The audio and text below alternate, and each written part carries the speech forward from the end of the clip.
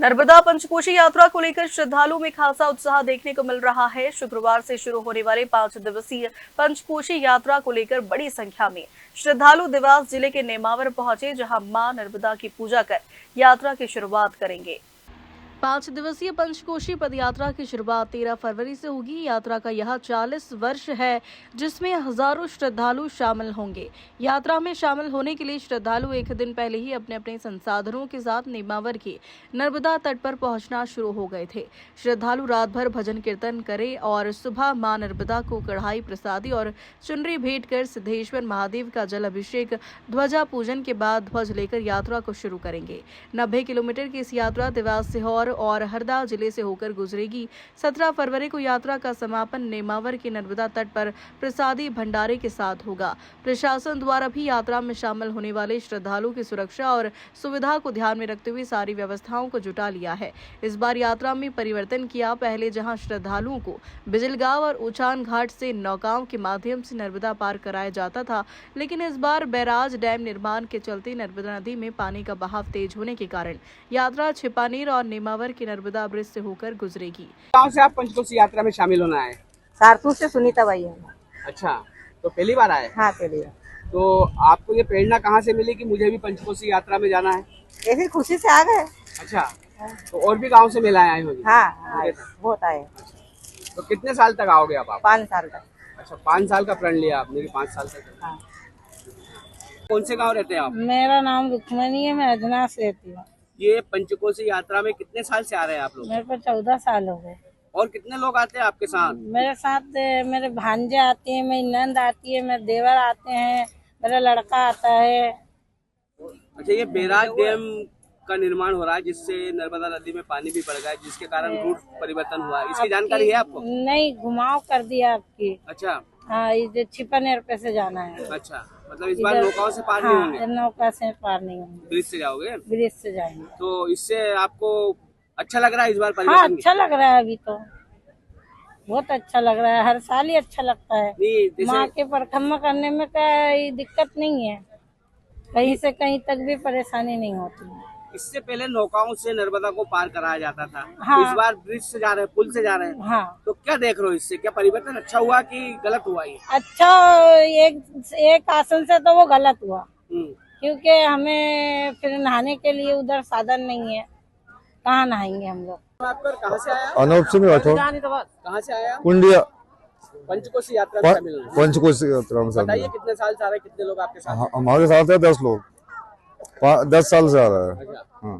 तो इस साल कोई रूट बदला है? रूट बदल दिया इस साल। तो क्या है जानकारी आपको? ये रूट बदल दिया, अच्छी व्यवस्था है इस बार भी। पहले नौकाओं से नदी को पार कराया जाता था। हाँ जी, हाँ। रिक्स भी रहती थी। रिक्शा रहती थी ना। उसको देखते हुए रूट बदला कि और कोई कारण रहा? इसी के देखते हुए रूट बदला। तो क्या कोई डैम बनने के कारण पानी बढ़ गया ना? हाँ, पानी बढ़ गया था, उसी कारण क्या नाम है आपका और किस गांव से आप नेमावर पहुंचे?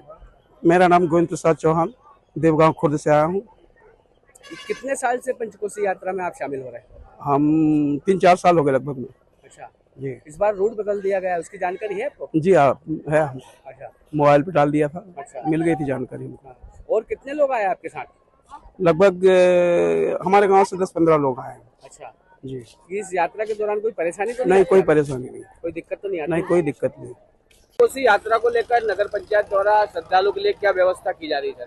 पंचकोशी यात्रा के लेकर श्रद्धालुओं के लिए पर्याप्त लाइट व्यवस्था, सफाई की व्यवस्था करी गई है और पानी के टैंकर हमने दूसरी निकायों से बुलाए गए हैं ताकि वो मां नर्मदा की नगरी नेमावर से सिद्धेश्वर घाट से पंचकोशी यात्रा का प्रावधान कई वर्षों से चल रहा है।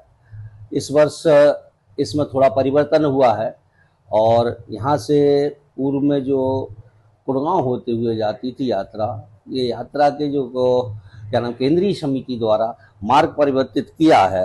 ये मार्ग आप यहाँ से होकर गुराड़िया फाटा से दुलवा भीलड़देव मंदिर में दोपहर विश्राम कर जामनेर, मुरझाल, कावल्या और पिपलिया घाघरिया करौंद माफी करुणाधाम आश्रम में भोजन करने के बाद बिजल गांव में विश्राम करेंगे।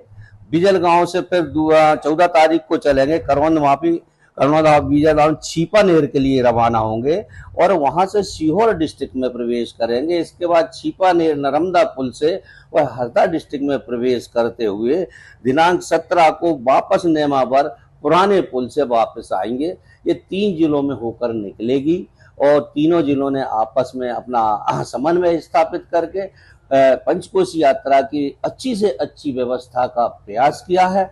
हमारे यहाँ भी कल श्रीमान पुलिस अधीक्षक महोदय, अतिरिक्त पुलिस अधीक्षक महोदय और एसडीओपी महोदय तथा विधायक महोदय भी थे और इस यात्रा को सुगम और निर्विघ्न बनाने के लिए सारा विचार विमर्श और यात्रा की जो योजना है वो तैयार की गई है, उसके अनुसार हम अमल करेंगे।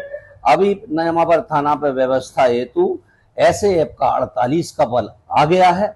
नगर सेना और एसडीआरएफ का बल लगभग 54 की संख्या में उपस्थित होने वाला है।